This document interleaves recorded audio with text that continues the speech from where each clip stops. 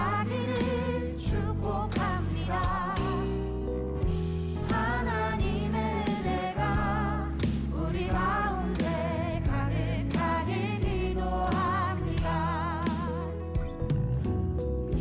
하나님의 사랑이 당신의 삶 가운데 가득하기를 축복합니다. 하나님의 은혜가 우리 가운데 가득하길 기도합니다.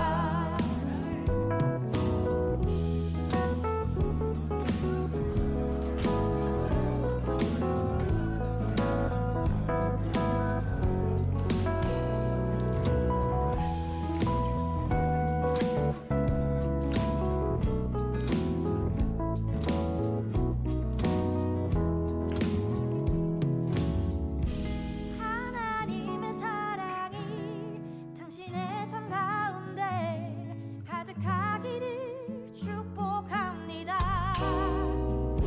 하나님의 은혜가 우리 가운데 가득하길 기도합니다. 가득하길 기도합니다. 가득하길 기도합니다.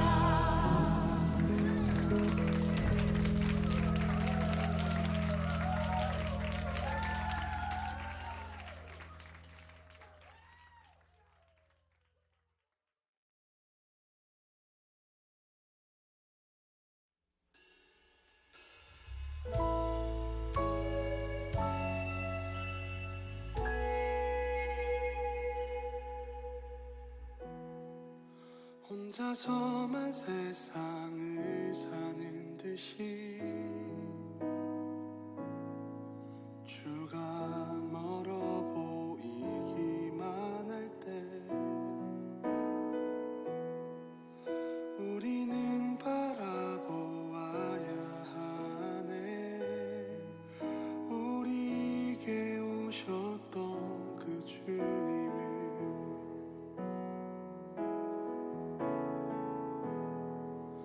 혼자서만 세상을 사는 듯이 주가 멀어 보이기만 할 때 우리는 바라보아야 하네. 우리에게 오셨던 그 주님을 주님이 우리의 아픈 마음을 아시네. 가까이서 우리의 아픔에 공감하시네. 우리 가운데 찾아오셨던 그 주님이 우리의 모든 상황에 공감하시네.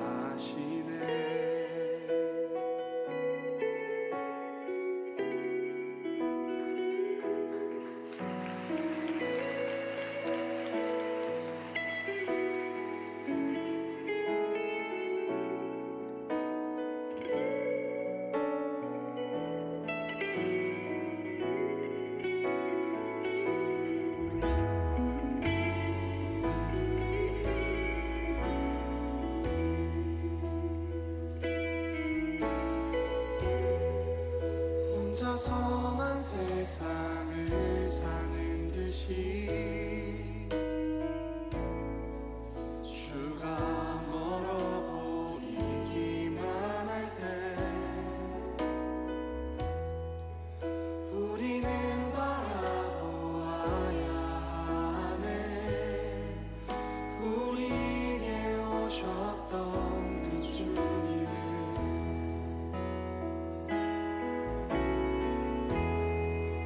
혼자서만 세상을 사는 듯이 주가 멀어 보이기만 할 때 우리는 바라보아야 하네. 우리에게 오셨던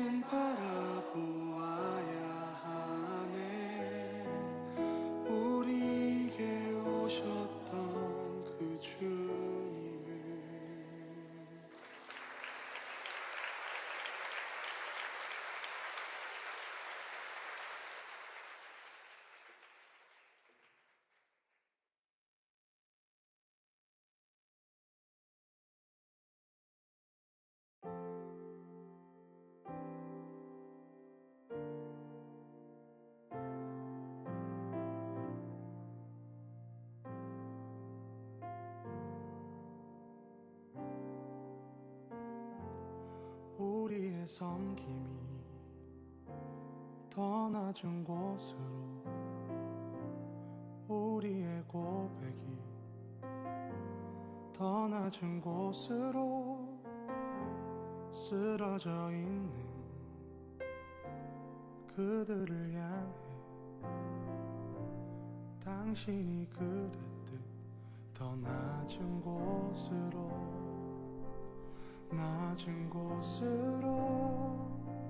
우릴 초대하네.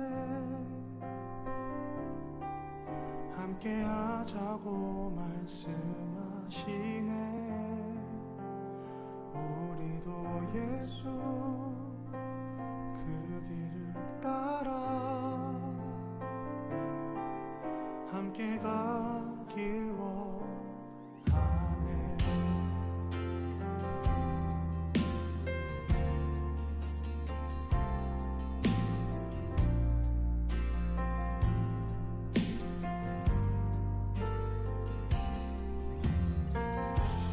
우리의 섬김이 더 낮은 곳으로, 우리의 고백이 더 낮은 곳으로 쓰러져 있는 그들을 향해 당신이 그랬듯 더 낮은 곳으로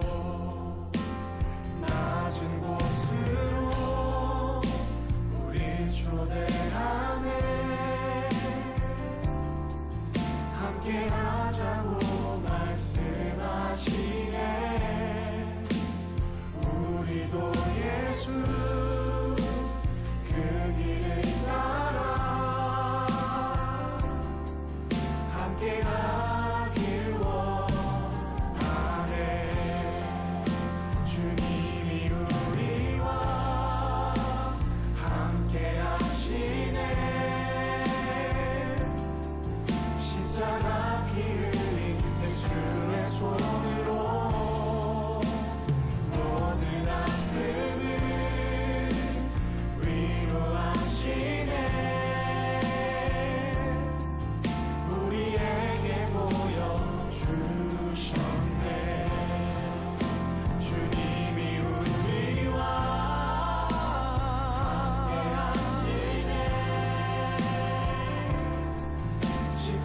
흘린 예수의 손으로 모든 아픔을 위로하시네.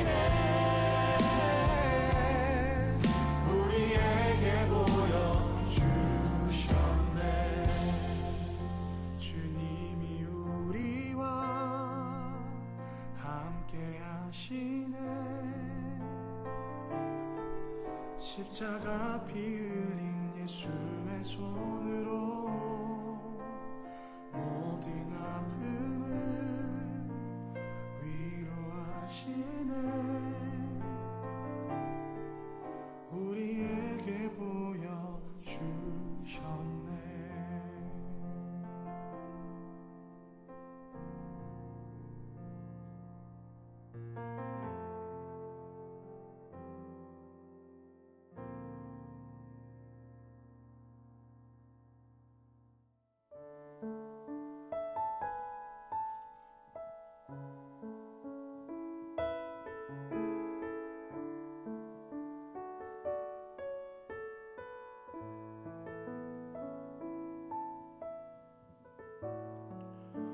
우리 5월 17일 예배 오신 여러분들 환영합니다. 우리 시간 또 언제나 그렇듯 기도로 예배를 준비하며 나아가기 원합니다. 기도하며 나아가실 때에 우리가 있는 곳에 상관없이 영광 받으실 그 주님의 영광을 높여드리는 자가 내가 되길 원합니다.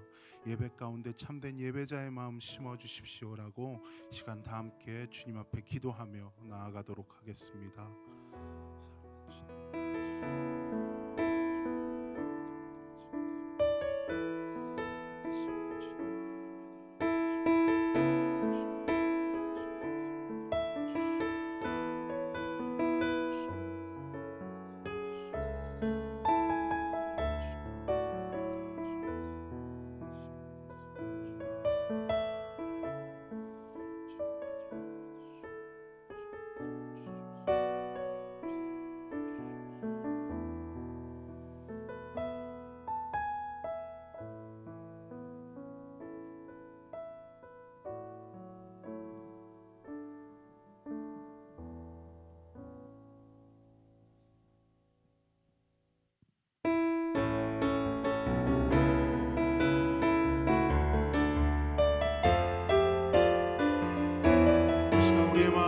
주님 앞에 고백하며 나아갑시다.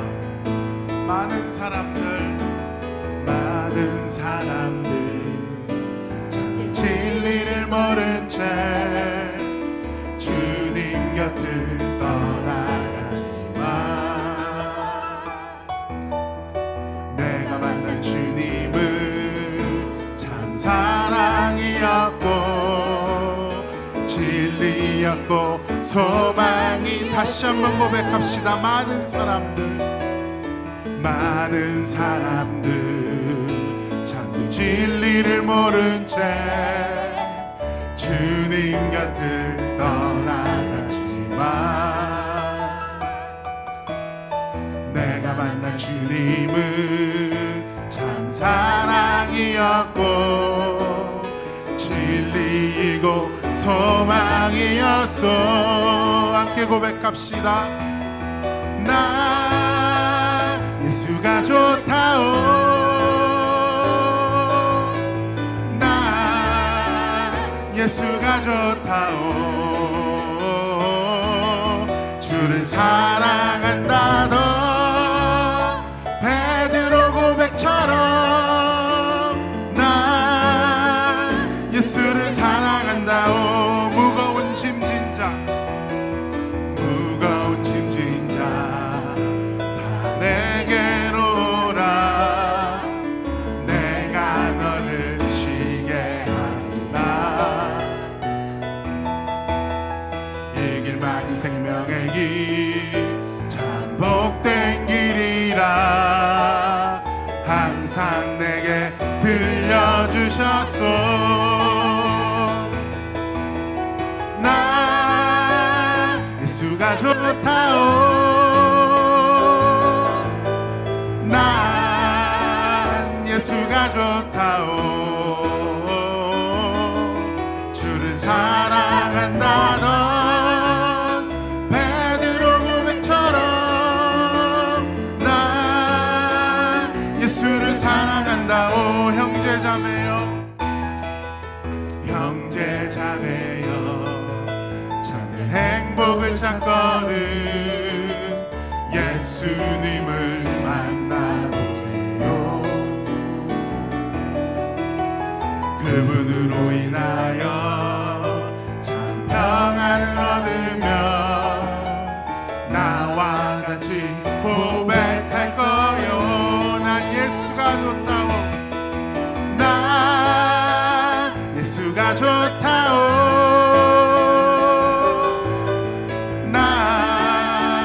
예수가 좋다오. 주를 사랑한다던 베드로 고백처럼 난 예수를 다시 한번 고백하며 나아갑시다. 난 예수가 좋다오. 난 예수가 좋다오. 이것이 우리의 마음이 되길 소망합니다. 난 예수가 좋다오. 주를 사랑한다던 베드로 고백처럼 난 우리 마지막으로 다시 한번 고백하며 나갈까요? 난 예수가 좋다오. 난 예수가 좋다오. 아멘. 난 예수가 좋다오. 주를 사랑한다던 베드로 고백처럼 난 예수를 사랑한다오. 주를 사랑한다던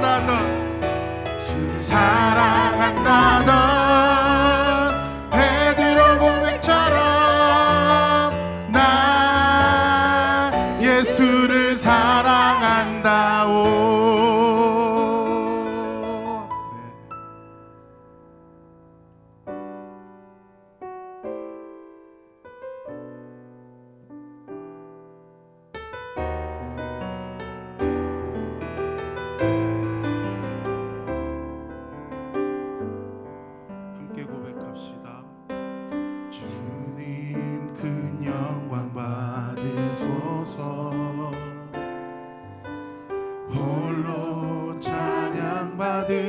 받으소서.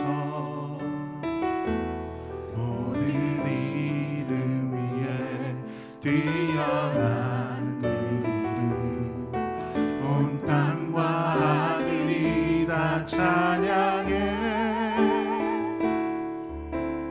겸손하게 우리 무릎 꿇고 주 이름 앞에 영광 돌리세. 모두 전하세 독생자 예수. 주님께 찬양 드리리. 모든 영광과 존귀와 능력 받으소서. 받으소서. 영광과 존귀와 능력 받으소서. 받으소서. 그리스도 살아계신 하나님. 다시 한번 고백하며 나아갑시다. 주님 큰 영광 받으소서. 큰 영광 받으소서. 홀로 찬양 받아 주시옵소서. 홀로 찬양 받으소서. 모든 이름 위에 모든 이름 위에 뛰어난 그 이름, 온 땅과 하늘이 다 찬양해. 겸손하게 우리 무릎 꿇고 주 이름 앞에 영광 돌리세. 모두 전하세 독생자 예수. 주님께 찬양 드리리. 모든 영광과 존귀와 능력 주님 받아주시옵소서. 받으소서. 받으소서. 영광과 존귀와 능력 아멘. 받으소서. 받으소서. 그리스도 살아계신 하나. 모든 영광과 존귀와 능력 주님만 받아주시옵소서. 받으소서. 받으소서. 영광과 존귀와 능력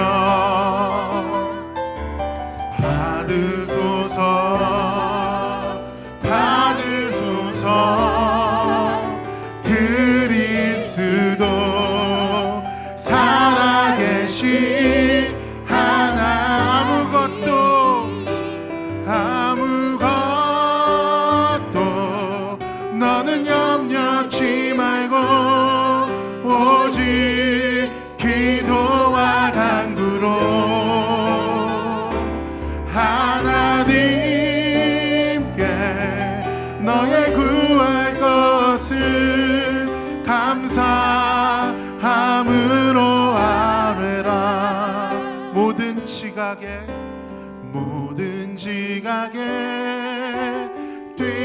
뛰어나신 하나님의 평강이 예수 안에서 너의 마음과 너의 생각을 지키리. 아무것도 너는 염려치 말고 오직 기도와 간구로 하나님께 너의 구할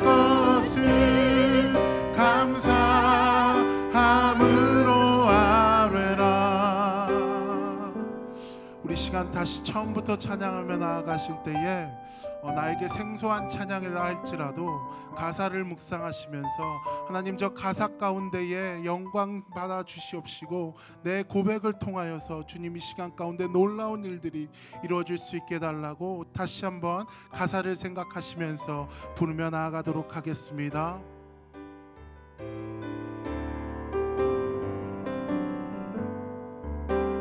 모든 지각에 뛰어나신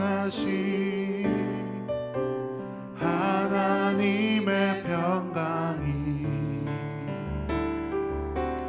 예수 안에서 너의 마음과 너의 생각을 다시 한번 고백합시다. 모든 지각에 주님이 일하실 것입니다. 일하신 하나님의 영광이 하나님의 평강이 예수 안에서 우리의 마음과 너의 마음 우리 생각을 지키십니다. 너의 생각을 지키리. 함께 고백합시다. 아무것도 너는 염려치 말고 오직 기도와 간구로 하나님께 너의 구할 것을 감사함으로 아뢰라.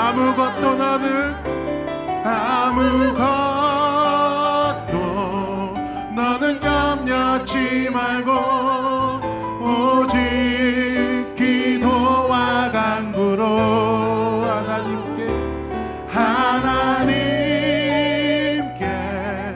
너의 구할 것을 우리 마지막으로 다시 한번 고백합시다. 아무것도 너는 염려치 말고 오직 기도와 간구로 하나님께 너의 구할 것을 감사함으로 아뢰라. 우리 시간 함께 기도하며 나아가실 때에 주님, 내가 오로지 주님 말을 의지하며 나의 마음을 주님께 아뢰며 나아갑니다. 주님, 주님의 일을 행하여 주시옵소서. 우리 함께 기도하며 나아가도록 하겠습니다. 아무것도 너는 염려치 말고 오직 기도와 간구로 하나님께 너의 구할 것을 감사함으로 아뢰라. 아무것도 너는 염려치 말고 오직 기도와 간구로 하나님께 너의 구할 것을 감사함으로 아뢰라. 예수님 감사합니다. 오늘도 거룩한 주일을 맞이하여 하나님을 향하여 있는 자리에서 마음과 뜻과 정성을 다하여 예배하게 하시니 하나님 감사합니다. 우리를 예배자로 부르셨고 주님의 찬양을 부르게 하시려고 창조하셨건만 죄악된 인생들이 범죄하며 그 하나님께 돌아가야 할 영광을 내가 취하고 육신의 정욕과 죄악으로 말미암아 악한 모습으로 더러운 모습으로 살았던 것들을 이 시간 예수님의 십자가 밑에 다 내려놓고 그리스도의 보혈로 씻김 받기를 소망하옵나니 예수님 씻어 주시옵시고 그리스도의 보혈로 덮어주시며 우리의 심령을, 우리의 가정을, 우리 교회를 그리스도의 보혈로 정결케 하여 주시옵소서. 생각과 마음과 말과 태도로 지었던 모든 죄악들을 하나님 앞에 다 쏟아놓습니다. 예수님 흠도 없이 티도 없이 정결한 모습으로 주님 앞에 설 수 있도록 오늘 이 예배 가운데 하나님 역사하시며 우리 한 심령 한 심령을 그 예배를 받아 주시옵소서.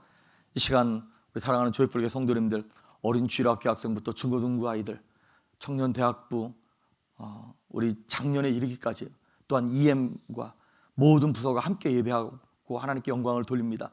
하나님, 저들의 예배 가운데, 말씀 가운데, 찬양 가운데 하나님 좌정하시고 운행하셔서 어디에나 계시며 어느 곳에나 계신 주님을 경험하고 체험할 수 있도록 성령님 기름 부으시옵시고 강권적으로 역사하시고 말씀하시며 정말 은혜 받을 수 있도록 성령님 기름 부어 주시옵소서. 아버지 하나님, 이 땅 미국과 온 세상이 참으로 많은 어려움을 겪고 있습니다. 많은 영혼들이 세상을 등지며 떠나고 있습니다. 주님 불쌍히 여겨 주시옵소서.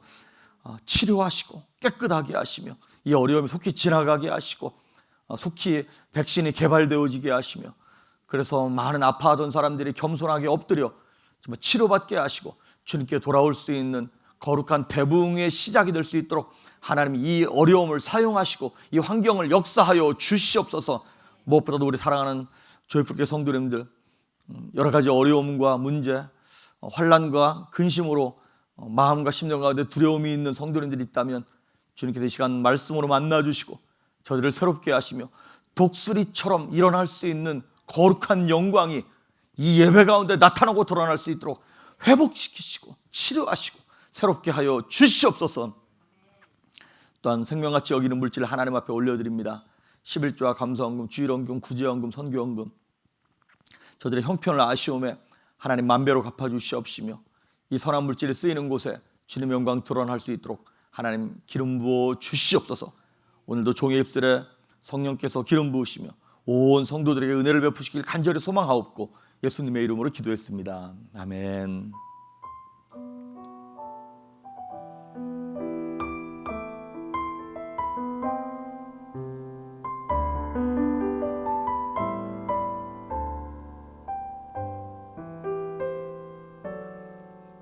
아멘. 여러분 정말 잘 오셨습니다. 우리 옆에 계신 분들과 좀 인사 좀 나누시고, 집에 계신 분들은 또 한 주간 동안 잘 버텼다, 잘 지냈다 이렇게 위로하시면 좋겠습니다. 계속해서 우리가 이렇게 온라인으로 예배하고 있습니다. 그런데 시간이 점점 지날수록 이 세상 사람들도 마찬가지고 성도님들도 쉽지 않은 것 같습니다. 이 어려움의 때에 더 겸손해지고 낮아져서 주님의 은혜를 체험하는 성도님들 될 수 있도록 여러분 기도해 주시고, 또 아까 기도했던 것처럼 우리 주일학교부터 중고등부, 청년대학부, EM에 이르기까지 함께 예배드릴 때 하나님의 은혜가 각 부서 부서마다 나타날 수 있도록 선생님들을 축복하시고 사역자들을 기름 부으시고 그 자녀들을 위해서 여러분 기도해 주시면 감사하겠습니다. 그리고 지난주에 말씀드렸던 것처럼 이제 우리 교회 어려운 분들과 주변의 어려운 분들을 위해서 우리 교회에서 이 어려운 때에 이렇게 마스크를 이렇게 구입을 했습니다. 5,000개를 구입해서 우리 교회 목장에 좀 나눠드리고요. 그 다음에 주변에 우리 학교 스쿨 디스트릭트, 그 다음에 뭐 필요한 곳 이렇게 경찰서 뭐 이런 데 몇 군데 해가지고 그 다음에 이제 선교지, 특히 여기 나바오 쪽이 많이 어려움을 겪고 있다 그러는 것 같더라고요. 그 나바오하고 뭐 멕시코 이런 데 좀 보내려고 합니다. 이미 왔어요, 마스크는. 그래서 우리 목자님들께서는 오늘이죠, 주일날 오후 3시에서 4시 사이에 새벽 예배를 드리는 안식일 교회로 오시면 목장마다 이렇게 한 사람당 몇 장씩 해서 여러분에게 나눠드리도록 하겠습니다. 목자님들께서는 꼭 오셔서 받아가시면 감사하겠습니다. 그리고 여러분께서 해주신 구제연금은 거기에 맞게, 용도에 맞게 어려운 분들을 잘 찾아서 구제하도록 하겠습니다.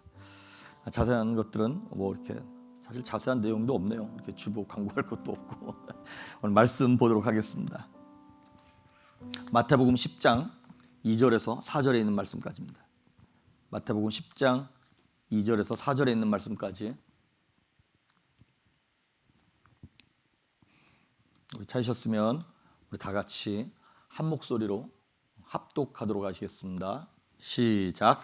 12사도의 이름은 이러하니 베드로라 하는 시몬을 비롯하여 그의 형제 안드레와 세베대의 아들 야고보와 그의 형제 요한, 빌립과 바돌로메, 도마와 세리마테, 알페오의 아들 야고보와 다데오, 가나나인 시몬 및 갸론 유다, 곧 예수를 판 자라. 아멘. 오늘 12제자 시리즈 11번째 시간 가나나인 시몬, 분노의 칼을 말씀의 검으로 바꾼 제자라고 하는 제목으로 하나님의 말씀을 전하겠습니다. 이제 12제자 가운데 11번째 제자의 순서가 되었습니다. 시몬, 여러분 알다시피 베드로의 원래 이름이 시몬이죠. 그래서 동명이인입니다. 그래서 이제 그 베드로의 그 시몬이라고 하는 이름을 예수님께서 나중에 베드로라고 이제 이름을 붙여주신 거고요. 오늘 이 가나나인 시몬은 성경에 보면 다른 스토리가 없습니다. 우리 지난주에 그 다데오 유다에 대해서 보았죠. 다데오 유다는 그래도 뭐 이렇게 예수님께 한 가지 질문한 내용이라도 있어요.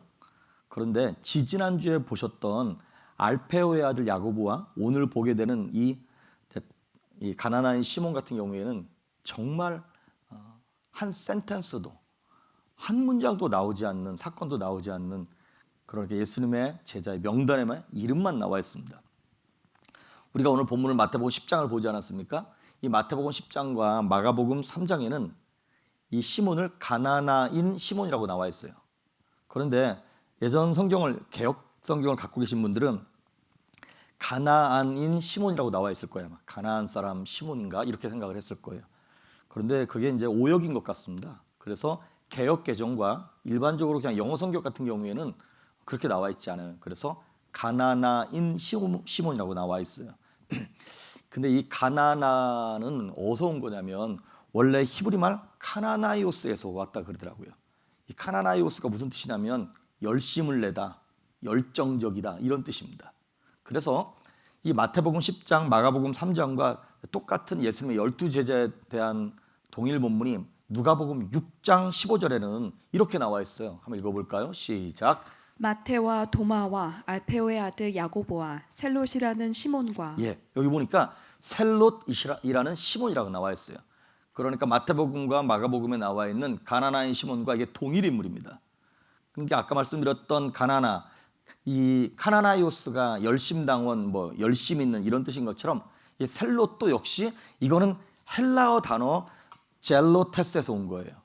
그리고 영어 단어 zeal이라고 하는 그 열심, 열정 이런 거 있죠. 이게 거기서 온 겁니다. 그래서 셀롯인 시몬 그거는 무슨 뜻이냐면 우리식으로 말하면 이런 거예요. 아, 그 독립군 누구 이거예요. 아, 그 독립운동하던 누구 이런 얘기입니다. 열심당원이란 뜻이에요. 로마가 이스라엘을 통치하고 있던 당시에 몇 개의 이제 정치적인 분파도 있었고 종교적인 분파들도 있었어요. 그런데 이제 종교적인 집단으로서는 우리가 잘 아는 바리새파, 사두개파, 에세네파 이런 것들이 있었고요. 정치적인 집단으로서는 헤롯 당, 이거는 이제 뭐라 할까요? 어용 우파죠. 헤롯 왕을 중심으로 한, 그 다음에 오늘 보게 되는 셀롯 당, 이게 이제 열심당 혹은 뭐 이렇게 독립군이라 그러면 딱 맞을 거예요. 그게 이제 정치적인 이렇게 뭐라 할까요? 이제 집단이 있었습니다.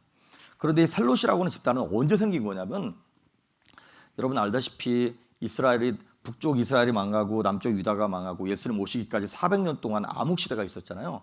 그 암흑 시대 때 이제 그리스가 와서 이제 유대 지역을 몇 번이나 점령을 합니다.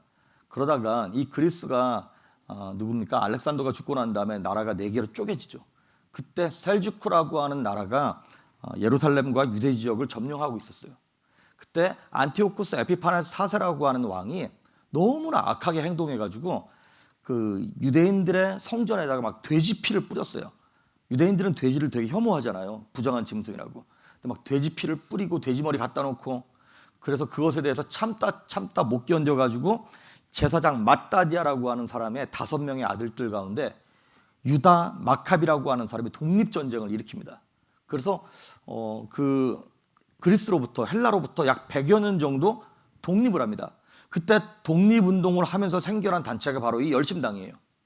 나중에 이제 로마가 BC 63년경 다시 들어와가지고 아주 다 박살을 내버리죠. 그러고 난 다음에 계속 예수님 당시까지 로마의 점령 안에 있는 거잖아요. 그때 이 열심당 셀로딘들이 계속 활동을 하고 있었습니다. 그러니까 이 사람들의 관심사는 뭘까요? 오직 하나, 이스라엘의 독립입니다. 그러니까 독립을 위해서는 어떠한 방법도 불사하고 다 하는 거예요. 방화, 불 지르는 거, 테러하는 거, 그다음에 살인도 늘 쉽게 저질렀던 사람들이 이 열심당원들이었어요. 그 요즘으로 말하면 그 이슬람권에 보면 자살, 폭탄 테러 하는 사람들 있죠. 뭐 알카에다, 탈레반 이런 사람들처럼 막 독립을 위해서, 자기 나라를 위해서, 민족을 위해서, 어떤 이데올로기를 위해서 목숨을 거는 사람들. 그래서 이 열심당원들은 특징이 있는데 뭐냐면 이 품속에다가 늘 그 단도, 요만한 칼을 가지고 그거를 시카라 그래요. 시카라고 하는 칼을 딱 품에 품고 다니다가 로마인들이나 특히 로마의 앞잡이, 요즘으로 말하면 친일파 같은 사람들을 만나면 암살을 아주 주된 미션으로 감당했던 사람들이 바로 이 셀롯당이에요. 열심당원들. 이 사람들의 이제 캐치프레이즈가 하나 있는데 이렇게 썼더라고요. 보니까 하나님 외에는 어떤 왕도 섬기지 않는다. 성전 세금 외에는, 성전에 내는 세금 외에는 어떤 세금도 로마에 바치지 않는다. 열심당 외에는 다른 친구는 없다. 이게 이 사람들의 어떤 모토 같은 거예요. 그래서 역사학자 유세비우스 같은 경우에는 막 유대 지역이 워낙에 시끄러운 데다가 이 열심당원들 때문에 하루도 조용할 날이 없잖아요. 그러니까 이 열심당원들을 잡아 죽이기 시작했는데 기록에 의하면 한 2,000명 정도 되는 열심당원들을 죽였다는 거예요. 그러니까 얼마나 많은 사람들이 독립운동과 같이 그렇게 유대의 어떤 독립을 위해서 애를 썼는지요. 그래서 이제 여러분 누가복음 23장에 보면 그 예수님하고 바라바하고 이렇게 붙잡혔을 때 누구를 놔줄까 물어보는 장면이 나와요. 그때 바라바를 보내달라는, 이렇게 내보내달라는, 풀어달라는 그런 군중들의 요구가 있었죠. 한번 거기 읽어볼까요? 누가복음 23장 19절 시작. 이 바라바는 성중에서 일어난 밀란과 살인으로 말미암아 옥에 갇힌 자로라. 예. 원래대로 하면 예수님이 풀려나야 되죠. 예수님은 죄가 없는 분이니까. 그런데 이제 군중들이 속아가지고 바라바를 꺼내달라는 거예요. 근데 바라바의 죄명이 무엇이냐면 밀란과 살인이에요. 그리고 이 바라바가 우리 오늘 보게 되는 시몬과 같이 카나나이오스, 이 셀롯이 땅이었던 거예요. 열심당원들, 독립군이었던 것이죠. 그런데 이 시몬이 예수님이 불렀을 때 왜 예수님의 제자가 되겠다고 거기에 들어갔을까? 이건 제 생각인데요. 그랬을 것 같아요. 이 시몬이 예수님을 유심히 봤겠죠. 왜냐하면 유대인 사람들은 모두가 다 매일같이 기다리는 것이 있었어요. 뭐냐면 메시아가 언제 오냐. 그들이 BC 약 700년, 800년 전부터 나라가 망해가지고 언젠가 다윗 같은 왕이 일어나서 우리나라를 독립시키겠지라고 하는 그 소망을 품고 있었는데 그것이 바로 700년이 지난 거잖아요. 그러니까 마음속에 이제 낙심도 되고 낭망도 되고 그러고 있던 차에 센세이션하게 예수라고 하는 청년이 일어나서 맨날 기적을 베풀기도 하고 사람들의 마음을 얻기도 한다는 거예요. 그러니까 소문도 듣고 옆에서 지켜봤겠죠. 그리고 아마 제 생각, 제가 만약에 시몬이었다면 예수님 보자마자 이 사람이다 그랬을 것 같아요. 예수님 맨날 기적 일으키죠. 군중들한테 인기 있죠. 영향력 있죠. 그러니까 틀림없이 예수가 메시아다라고 생각을 했을 것 같아요. 그리고 무엇보다도 예수님이 말하는 얘기를 들어보면 그렇게 오해할 수밖에 없어요. 예수님이 마태복음 10장 34절에 보면 이런 말씀을 하셨어요. 내가 이 땅에 화평을 주러 온 게 아니라 검을 주러 왔다. 칼을 주러 왔다. 이 셀롯인들이 늘 칼을 품고 사람을 죽이고 하는 일을 하는 사람들인데 예수님 말씀하시기를 내가 화평이 아니라 검으로, 무력으로 뭘 하겠다고 하는 것처럼 들려지는 거예요. 그리고 마태복음 21장에도 그렇고 예수님께서 사역 초기하고 사역 말기에 하셨던 사역이 있어요. 뭐냐면 성전 청결 사건. 아시다시피 성전은 유대인의 땅입니다. 거기는 유대인의 뭐랄까요? 그 구역이에요. 그런데 그 성전 안에서 제사장들과 사두개인들 이런 사람들 다 타락을 해가지고 너무나 썩어 있는 거예요.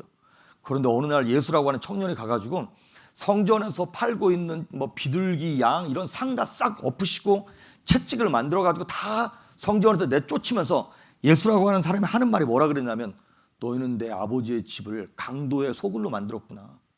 내 아버지의 집은, 내 집은 만민의 기도하는 집이야. 그러면서 막 다 쫓아내고 그러니까 그 당시 기득권을 잡고 있던 그 종교 지도자들을 군중들이 얼마나 미워했습니까? 아무도 근데 그 사람들한테 어떻게 저항할 수 없었는데 예수가 일어나서 그렇게 하니까 민중의 마음이 다 예수에게로 쏠린 거예요. 그러니까 당연히 셀롯인 시몬도 이 사람이다. 이 사람이 메시아다. 그리고 예수님이 불렀을 때 어떤 그 독립운동에 대한 갈망 때문에 예수님을 너무나 쉽게 쫓았던 것이죠. 그런데 쫓아가면 쫓아갈수록 좀 이상한 느낌이 듭니다. 독립운동을 하려면 좀 이렇게 뭐 무장 뭐 이렇게 테러를 준비하기 위해서 무기를 좀 사든지 테러 자금을 좀 비축해 놓든지 뭐 그래야 되는데 예수님을 보니까 맨날 아침마다 가서 기도하고 뭐 막 기적을 행하고 난 다음에 우리는 알려야 되잖아요. 근데 예수님은 알리지 말아라. 아무한테도 모르게 해라. 막 이렇게 하시고. 그리고 그렇게 테러를 하고 준비를 하려면 영향력이 있는 사람을 만나야죠. 정치 지도자들이나 그 지역 유지들이나 이런 사람들이랑 만나가지고 뭘 좀 해야 되는데 예수님 만나는 사람들이 주로 누구던가요? 마리아, 마르다. 마리아도 한둘이 아니에요. 무슨 이 마리아 저 마리아 맨 이상한 여자들만 만나고 돌아다니시고 예수님이. 더군다나 이 가난한 시몬이 이해 못하는 만남이 하나 있었어요. 그것이 무엇이다면 바로 세리들과의 만남이었습니다. 그 창기인 여자들을 만나는 것도 영 무만땅한데 매국노 중에 매국노인 세리를 만나. 삭개오도 세리였고요. 더군다나 더 열불나는 것은 예수님의 12제자 가운데 마태가 세리였죠. 그러니까 어쩌면 이 셀롯인 시몬은 이 마태조차도 이 암살하기 위해서 준비하고 다녔을런지 몰라요. 그런데 예수님의 12제자 가운데 자기 동료 가운데 마태가 지금 함께 있는 거예요. 그러니까 보면 볼수록 이해가 안 가는 것이죠. 예수님이 메시아 같기도 했다가 아닌 것 같기도 했다가. 그런데 참 이 셀롯인 시몬도 고집이 대단해요. 그 뭐랄까요? 자기한테 한번 꽂히면 그거 못 벗어나는 사람들 있죠. 예수님을 따라다니는 3년 동안이나 이스라엘의 독립을 위해서 마음에 품고 있었던 것들을 다 내려놓지 못합니다. 누가복음 22장 36절하고 38절 두 절 한번 보실까요? 시작. 이르시되 이제는 전대 있는 자는 가질 것이요 배낭도 그리하고 검 없는 자는 겉옷을 팔아 살지어다. 그들이 여짜오되 주여 보소서 여기 검 둘이 있나이다. 대답하시되 족하다 하시니라. 아멘. 이 말씀은 무슨 말씀이냐면 예수님께서 이제 마지막 최후의 만찬 자리에서 제자들을 향하여서 이렇게 위로하시고 경고하시는 말씀이에요. 그래서 36절에 보면 말씀하시기를 너희들의 겉옷을 팔아서 이제 검, 칼을 준비하라는 거예요. 좀 이상하지 않습니까? 예수님은 무력으로 뭘 하시는 분이 아니었잖아요. 근데 칼을 준비하라고? 근데 38절에 가서 보면 그 사람들이 이렇게 얘기하는 거, 여기 검 둘이 있을 때 이렇게 이 말을 해요. 칼이 두 개가 있다는 거예요. 그랬더니 예수님께서 족하다. 여러분, 칼 두 자리 갖고 어떻게 독립운동을 할 수 있나요? 그러니까 여기서 예수님께서 족하다 이 얘기는 아니 그 얘기가 아니야 이 말입니다. 이거 무슨 얘기냐면 지금까지는 예수님과 함께 다니면서 이스라엘 사람들의 겉옷은 그냥 옷이 아니라 패션이 아니라 이불입니다. 바깥에서 돌아다니면서 아무 데서나 눕고 자고 할 수 있는.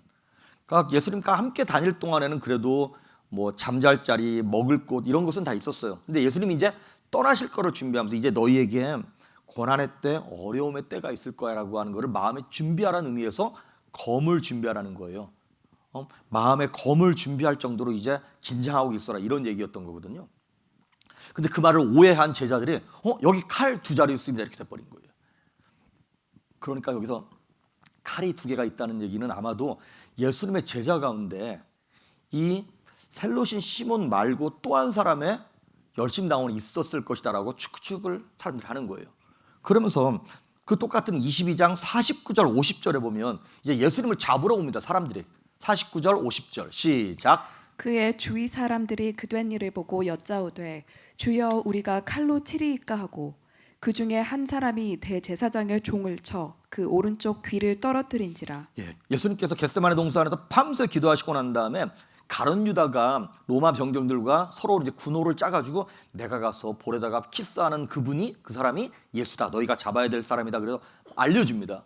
그러고 난 다음에 이 사람들이 와가지고 이제 잡으려고 그러니까 예수님 옆에 있던 사람 중에 하나가 그 잡으려고 하는 사람의 귀를 이렇게 쳤어요.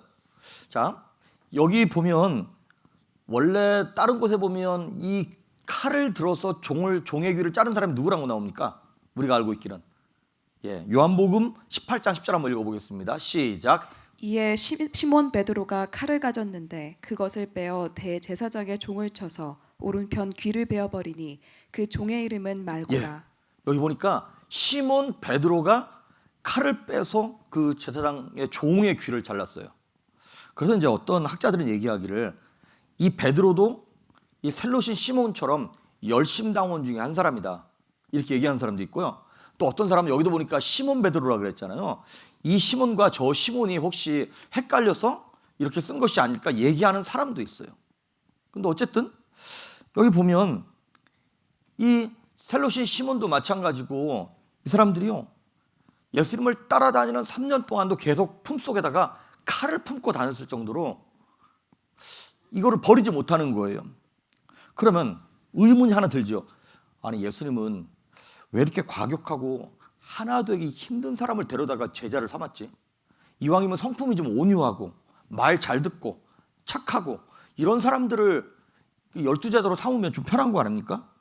그리고 12명이 모여서 다니려고 그러면 이렇게 튀거나 센 사람이 있으면 득보다는 실이 더 많은 것 아니겠어요?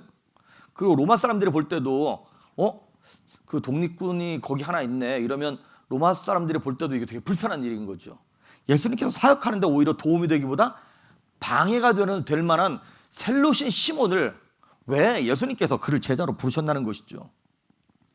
간단합니다. 답은 예수님의 사랑 때문에 그렇습니다. 우리 예수님께서는 이 셀롯인 시몬 안에 있는 그 분노를 보셨어요. 그렇잖아요. 막 누군가를 미워하는 사람을 보면 저 사람 쎄, 저 사람 무서워 싶지만 사실 그 사람 되게 불쌍한 사람이죠. 왜냐하면 본인이 아픔을 겪었고 상처가 있기 때문에 그 상처를 되갚아주기 위하여, 아니면 다시는 자기가 상처받지 않기 위하여 말을 세게 하는 거죠. 그러니까 막 누가 거기서 옆에 가가지고 말 한마디 걸기도 어려울 정도로 찬바람이 쌩쌩 나는 사람 있죠. 사실 그 사람들 되게 마음 연약한 사람들입니다. 마음 아픈 사람들입니다. 예수님은 그 셀롯인 시몬의 아픔과 상처를 보셨어요. 그래서 그 누가복음 6장 12절에 보면 예수님께서 예수님의 제자들을 부르실 때요, 밤새도록 기도하셨다 그랬어요. 그냥 뽑은 게 아니에요. 너 마음에 드네, 너 일로 와, 이게 아니라 예수님이 밤새 기도하시고 그 12명을 딱 정하셨다는 것이죠.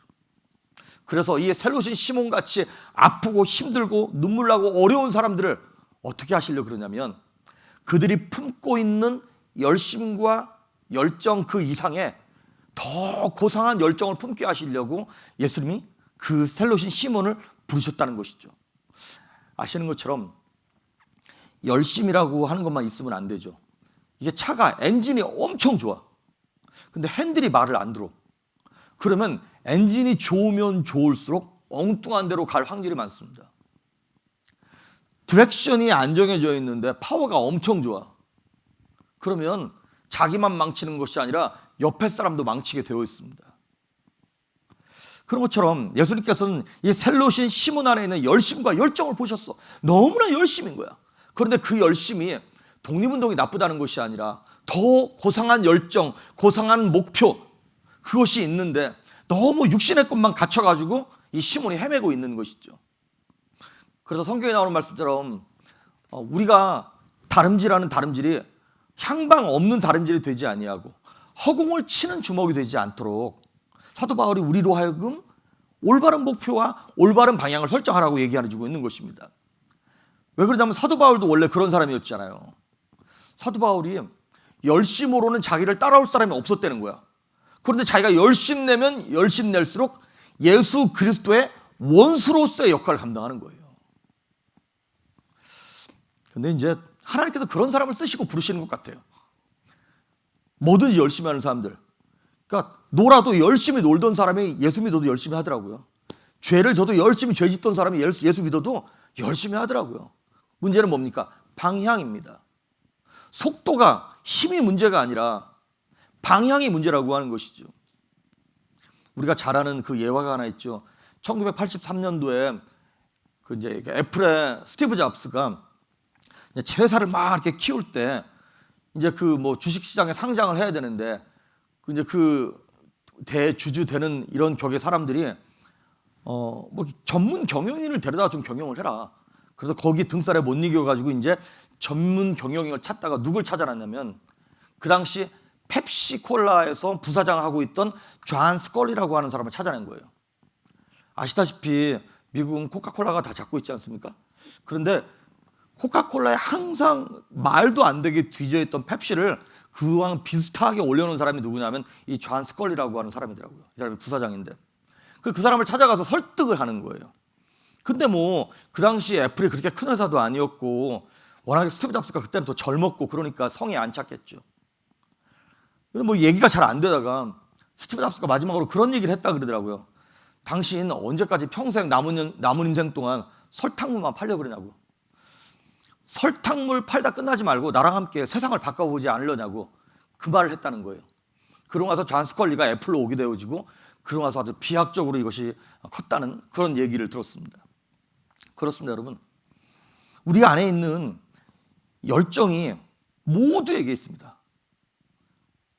나는 하고 싶은 것도 없고 되고 싶은 것도 없는데 근데 그런 분도 이렇게 골프 치자 그러면 열심히 쳐요. 그러고 되게 좋아요. 우리 학생들 자녀들 물어보시죠. 너 뭐 하고 싶냐? 뭐 공부하고 싶냐? 자기는 공부 빼고 다 좋다는 거야.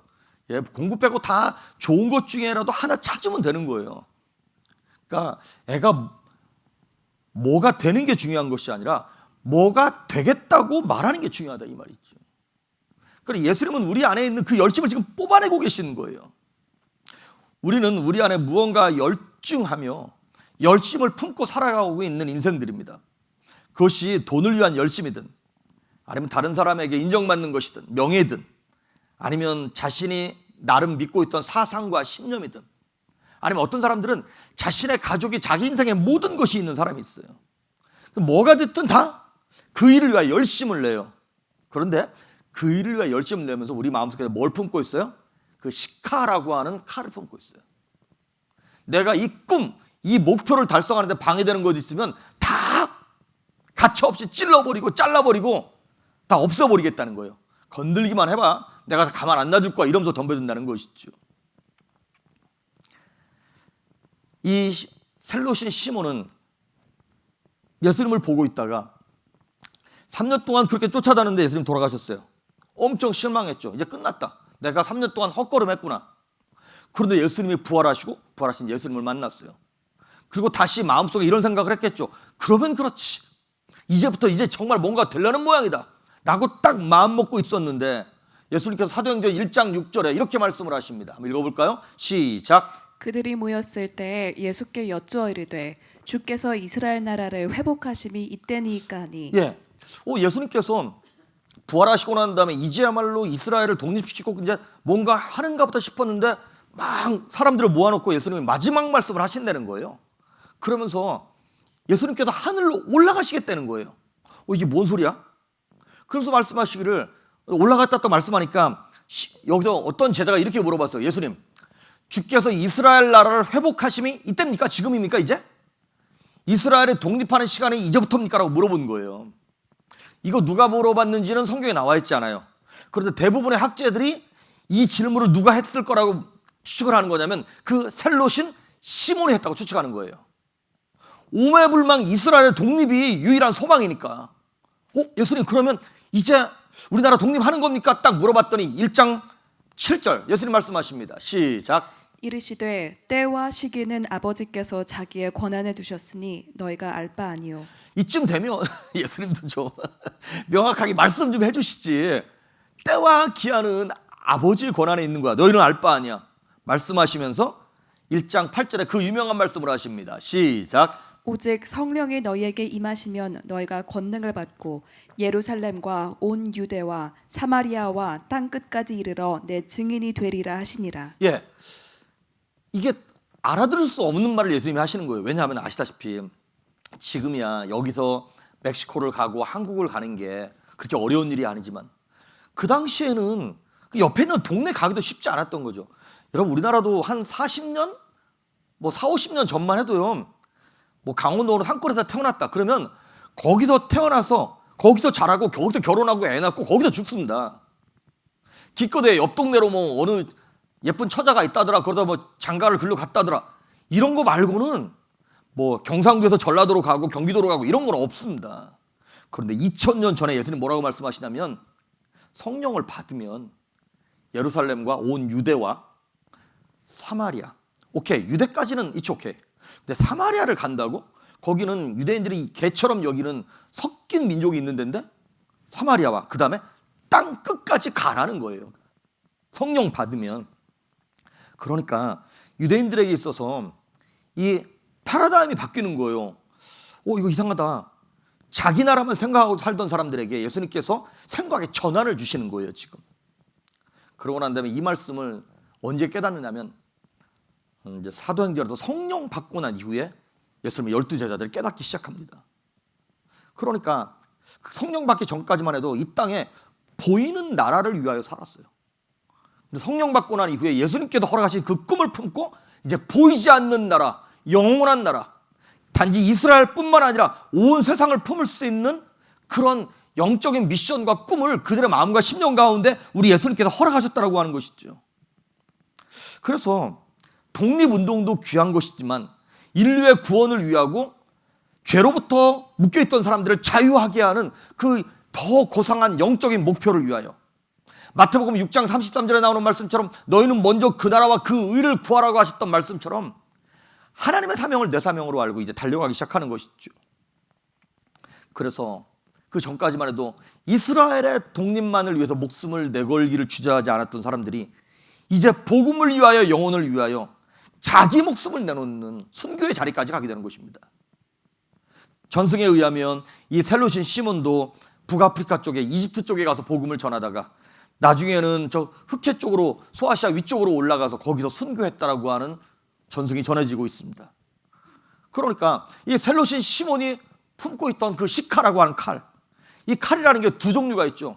하나는 죽이는 무기가 될 수도 있고 하나는 사람을 살리는 도구가 될 수도 있다라고 하는 것이죠. 그러니까 우리에게 있는 그 내 목표를 이루기 위한 그 복수의 칼, 내 열심, 이거는 열심을 내면 낼수록 내 옆에 있는 사람이 다쳐. 내가 잘 먹고 잘 살면 잘 살수록 내 옆에 있는 사람들은 더 힘들어지는 거야. 그런데 그 복수의 칼이 이제 하나님께서 주시는 성령의 감동과 은혜로 말미암아 차원이 바뀌는 거예요. 차원이 바뀌기 시작하면서 복수의 칼이 말씀의 검이 되더라 이 말이죠. 그런데 히브리서 4장 12절에 있는 말씀, 우리가 너무나 잘 아는 말씀입니다. 한번 읽어보겠습니다. 시작. 하나님의 말씀은 살아있고 활력이 있어 좌우에 낯선 어떤 검보다도 예리하여 혼과 영과 및 관절과 골수를 찔러 쪼개기까지 하며 또 마음의 생각과 뜻을 판단하나니. 아멘. 여기 보니까 하나님의 말씀이 뭐가 같다냐면 좌우에 날이 있는 양날선 칼과 같다는 거예요. 그러면서 우리의 영과 혼과 영과 관절과 골수, 혼과 영, 관절과 골수는 육체거든요. 그 영, 혼, 육을 다 찔러서 쪼개기까지 하고 우리의 마음과 생각을 판단하시고 감찰하시고 정죄하시면서 이것이 옳다, 이것이 틀리다라고 알려주시는 것이 무엇이냐? 하나님의 검, 말씀이라고 하는 것이에요.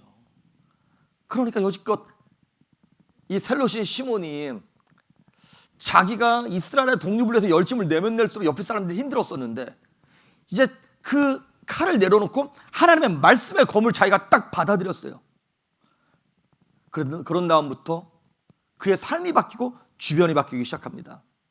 여러분, 우리가 누군가를 변화시키는 건 진짜 어렵죠. 다른 사람의 어떤 잘못이나 연약함을 지적해가지고 그 사람을 변화시킬 수 있습니까? 부부관계에서 더욱 그렇죠. 남편은 아내를, 아내는 남편을 그렇게 고치려고 들지만 바뀝니까? 안 되죠. 자녀도 마찬가지입니다. 부모로서 내가 난 내 새끼인데도 불구하고 그거 하나를 내가 어떻게 못하는 거예요. 목사도 마찬가지예요. 성도님들을 내가 뭘 어떻게 하겠다 그러지만 목사가 아무리 뭐 말을 잘한다 한들 고집을 피운다 한들 큰 소리를 친다 한들 성도님들을 요만큼이라도 바꿀 수 없는 게 우리 인생이더라는 것이죠. 그런데 우리가 남을 바꾸려고 그러면 못 바꿉니다. 근데 하나님께 주신 방법이 있어요. 뭐냐면 내가 바뀌는 거예요. 그 칼을, 그 시칼을 다른 사람에게 들이대는 것이 아니라 하나님의 말씀이 되어서 나에게 들이대는 것이에요. 부부관계에서도 남편이 변하면 아내 변해요. 시간이 좀 걸리는지 모르겠지만 목사가 변하면 성도들이 바뀌더라고요. 근데 목사는 바뀔 생각을 안 하고 계속 성도들을 뜯어고칠 생각을 하니까 이게 안 되는 거다 이 말이죠. 그래서 우리가 두 가지를 간단하게 보자면 첫째, 말씀의 검으로 다른 사람이 아니라 나를 먼저 수술해야 한다는 것입니다.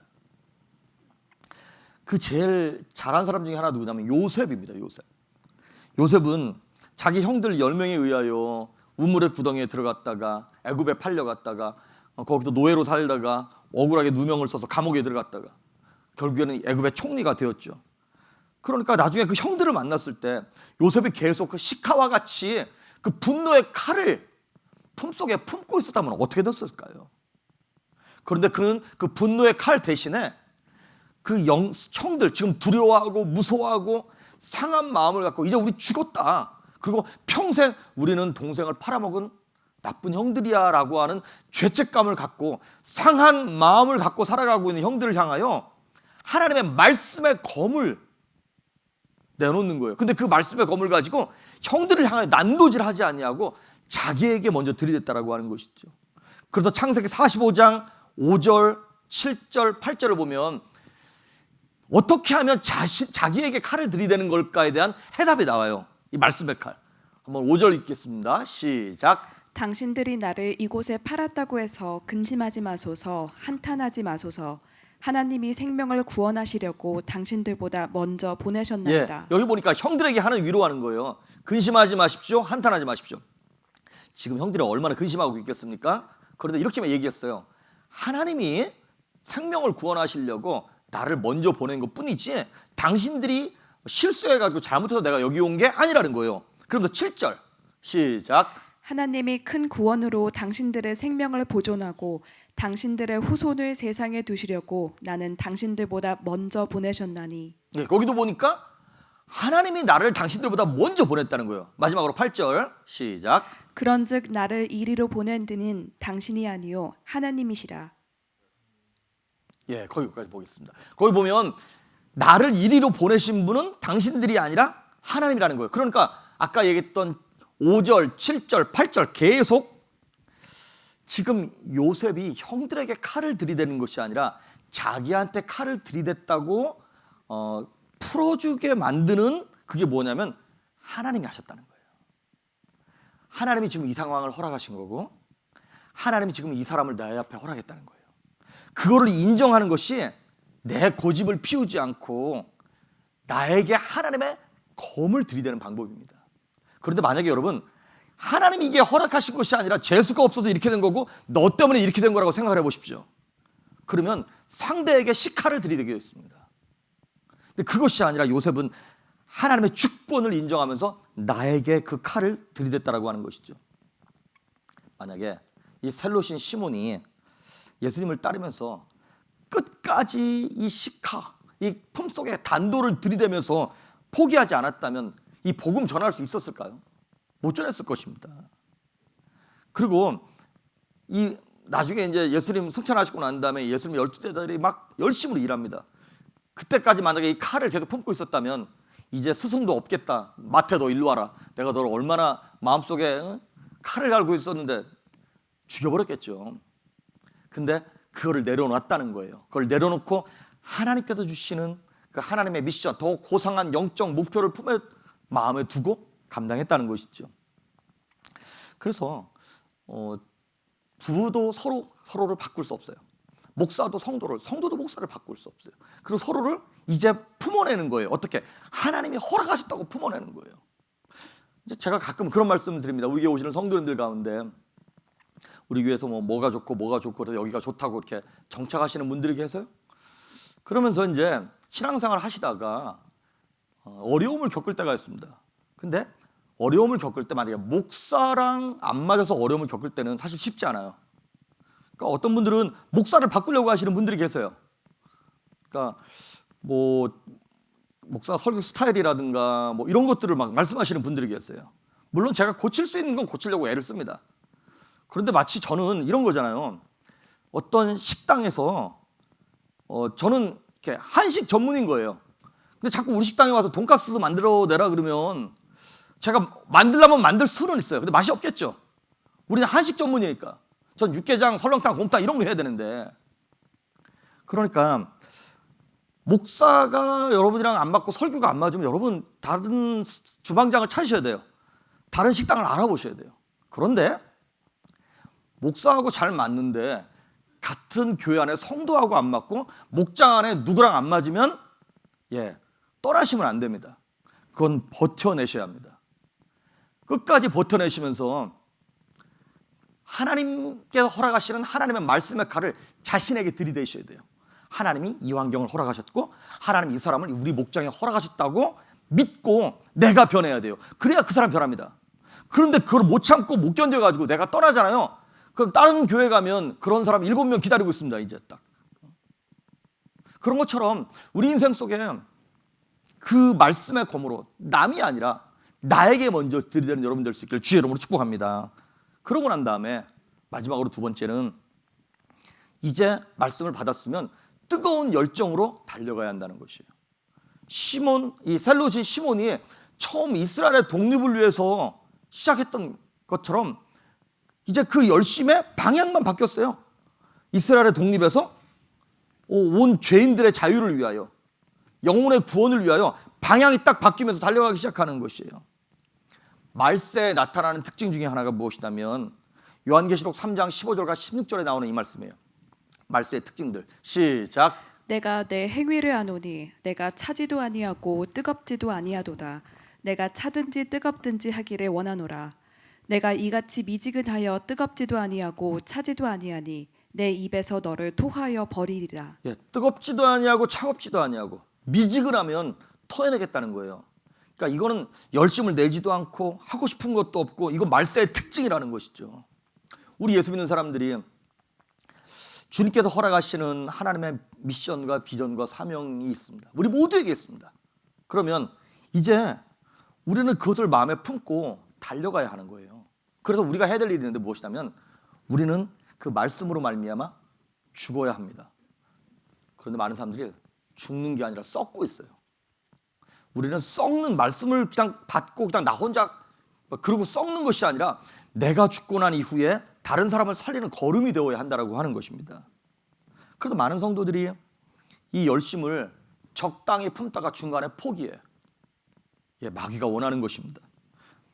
마치 제자들이 예수님을 따라서 어디까지는 가냐면 겟세마네 동산까지는 가. 그런데 골고다 언덕까지는 못 가는 거예요. 적당히 희생은 해. 그런데 죽지는 못해. 하나님은 우리를 부르실 때 우리로 하여금 그런 모습으로 가기를 원치 않으셨습니다. 우리로 하여금 끝까지 골고다 자리까지 십자가의 자리까지 함께 가기를 원하셨다라고 하는 것이죠. 그래서 로마서 12장 11절에 보면 부지런하여 게으르지 말고 열심을 품고 주를 섬기라 그런 말이 있어요. 부지런하여 게으르지 말고. 여기서 말하는 부지런이라고 하는 것이 뭐 이렇게 막 아침에 일찍 일어나고 뭐 이런 것일 수도 있겠습니다만은 무엇이라면 주를 향한 열심이에요. 하나님께 내게 주신 그 사명을 붙잡고 낙심하지 아니하고 다른 사람에게 자꾸 그 칼을 들이대지 아니하고 나에게 들이대면서 하나님의 주권을 인정하면서 그래서 결국에는 이 셀롯인 시몬이 이스라엘의 독립 그것뿐만 아니라 온 인류의 영혼의 자유를 위하여 싸우고 그 일을 감당하다가 순교해서 하나님 나라의 12사도의 그 딱 명단에 기록이 기록됐던 것처럼 오늘 저와 여러분 모두가 다 마치 좁은 문과 같고 좁은 길과 같은 우리 인생 속에서 주님을 끝까지 붙잡고 한순간도 놓치지 아니하고 열심을 품고 믿음의 칼 하나님의 말씀을 품속에 품고 끝까지 달려가 승리하는 여러분 될 수 있기를 주의 이름으로 축복합니다. 아멘. 우리 찬양하십니다. 우리 주님 다시 오실 때까지 찬양하시고 축도하심으로 예배 마치겠습니다.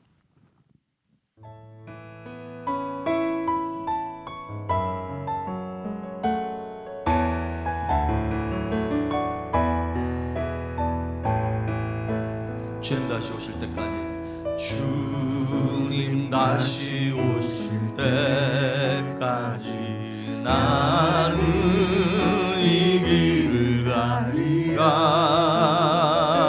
좁은 문 좁은 길 나의 십자가 지고 나의 가는 이 길 끝에서 나는 주님을 보리라. 영광의 내 주님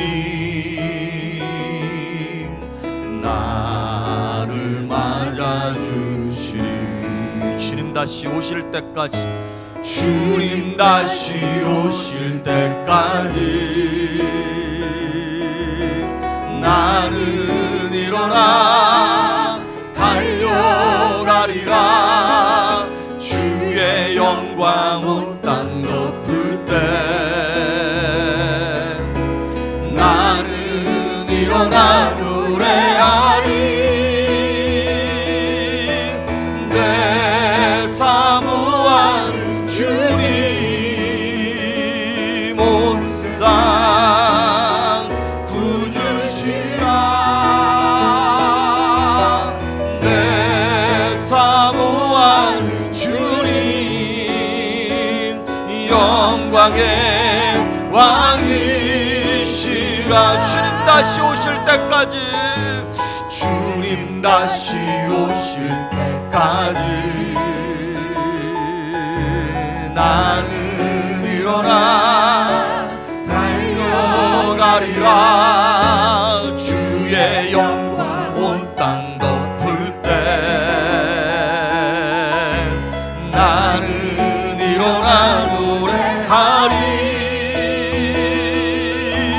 내 사모한 주님 온 세상 구주시라.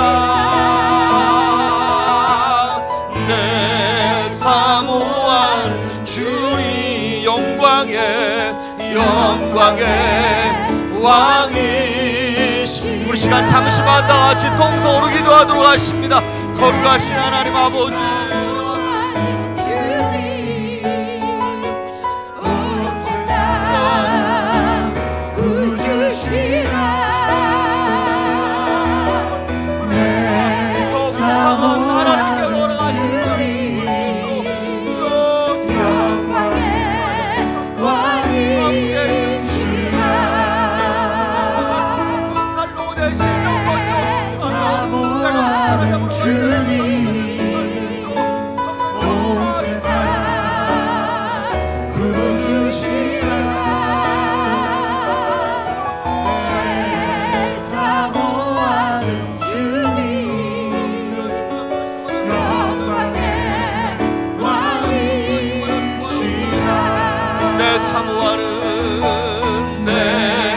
사모하는 주님 온 세상 구주시라.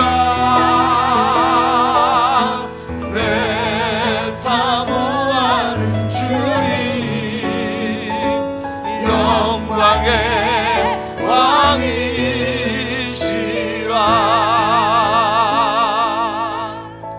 거룩하신 하나님 아버지, 저 셀롯인 시몬과 같이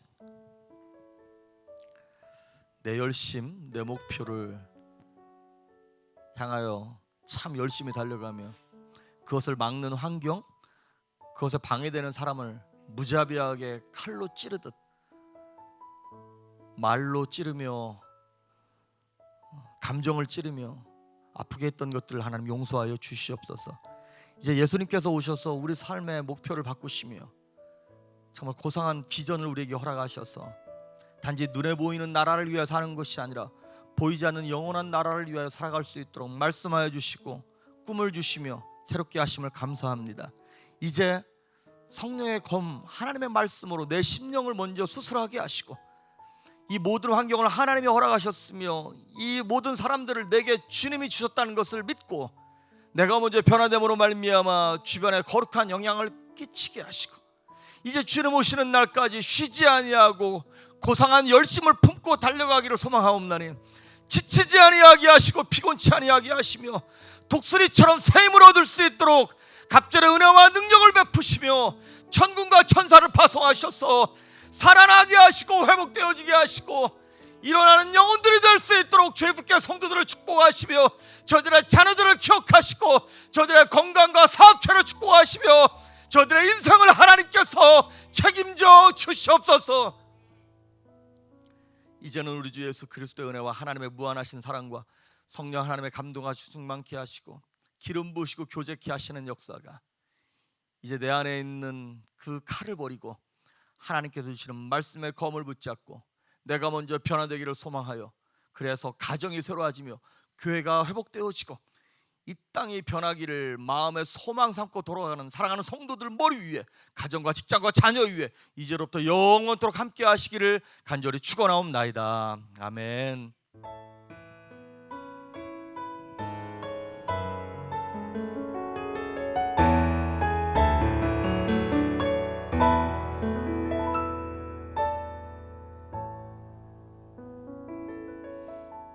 아멘. 감사합니다. 한 주간 동안 승리하시길 바랍니다. 하나님의 사랑이 당신의 삶 가운데 가득하기를